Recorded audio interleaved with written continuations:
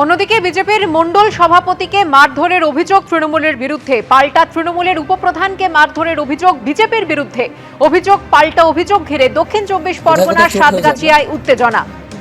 সাতগাছিয়ার ধনচেবেড়িয়াতে পানীয় জল ঘিরে বিবাদের সূত্রপাত হয়। বিজেপির 5 নম্বর মণ্ডল সভাপতি কুশ গায়েনকে মারধরের অভিযোগ। এই মারধরের অভিযোগ উঠেছে তৃণমূলের উপপ্রধান এবং তার অনুগামীদের বিরুদ্ধে।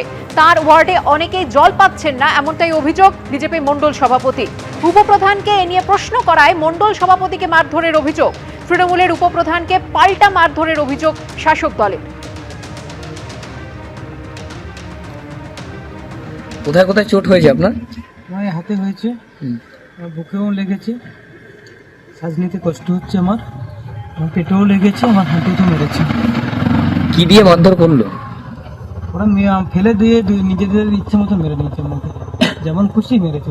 মানে রাস্তায় ফেলে? রাস্তায় ফেলে। কতজন ছিল? ওরা 4-5 জন ছিল, আমি একা ছিলাম।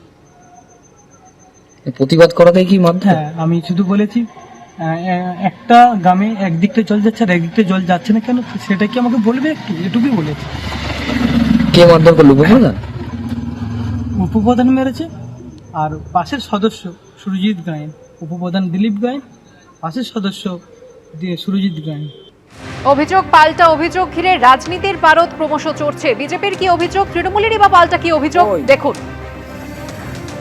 তারা বিজেপির এই বলছে যে জল কেন তৃণমূল থেকে দেওয়া হচ্ছে, বিজেপি থেকে দেওয়া হচ্ছে না, এই ভুল বার্তা মানুষের কাছে পৌঁছাচ্ছে।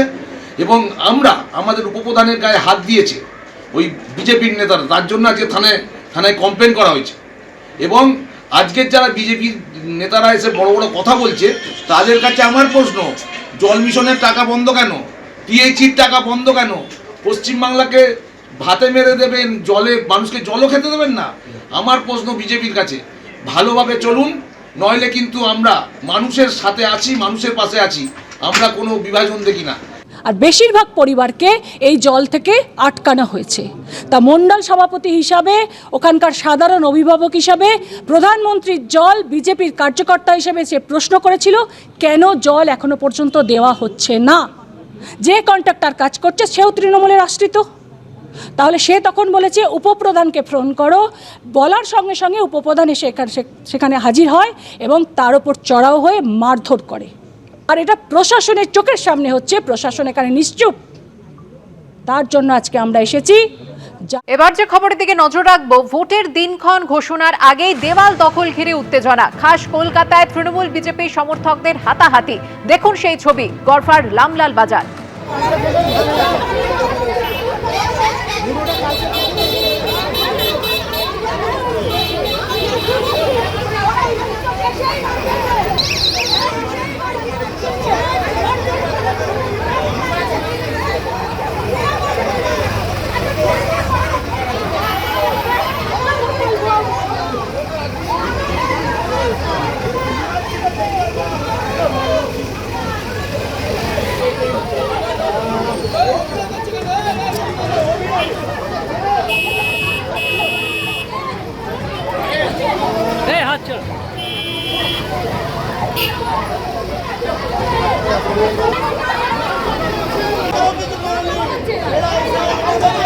এই মুহূর্তে সরাসরি আপনাদের নিয়ে যাব আমাদের প্রতিনিধি পার্থপ্রতিম ঘোষের কাছে। পার্থপ্রতিম, ভোটের দিনক্ষণ ঘোষণা হতে এখনো বাকি রয়েছে, তারপরে হবে প্রার্থী ঘোষণা, কিন্তু তার আগেই দেওয়াল লিখন নিয়ে এমন উত্তেজনার সৃষ্টি হয়ে গেল।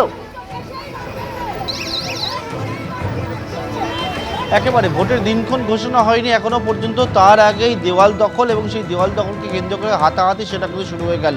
আমার সঙ্গে বিজেপি কর্মীরা তারা রয়েছেন এবং যে বিষয়ে তারা অভিযোগ করছেন যে তারা কয়েকদিন ধরে এই গড়ফা এলাকায় বেশ কিছু দেওয়ালে যখন তারা পেইন্ট করছেন এবং নিজেদের দেওয়াল বলে দাবি করেছেন, সেই সময় সেই দেওয়াল মুছে দেওয়া হচ্ছে। আজকে একেবারে কেউ তারা যখন আসেন, আপনারা দেওয়ালে আবারও পেইন্ট করতে আসেন, তারপরে কি হলো? হাতাহাতির পর্যায়ে হল। হাতাহাতি পর্যায়ে বলতে অ্যাকচুয়াল মানে যেইভাবে দেয়াল লিখন হয়, আমরা সেইভাবে সেই পদ্ধতি মেনেই আমরা দেয়াল লিখন করি।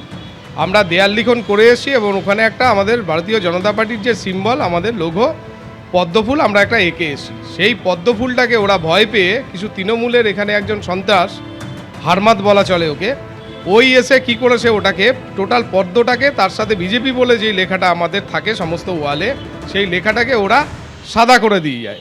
কিন্তু এমনভাবে সাদা করে দিয়ে যায় যে সাদার নিচেও যে পদ্মটা আঁকা আসে সেটা এখনও দেখা যাচ্ছে, আমি ছবি তুলে রেখেছি।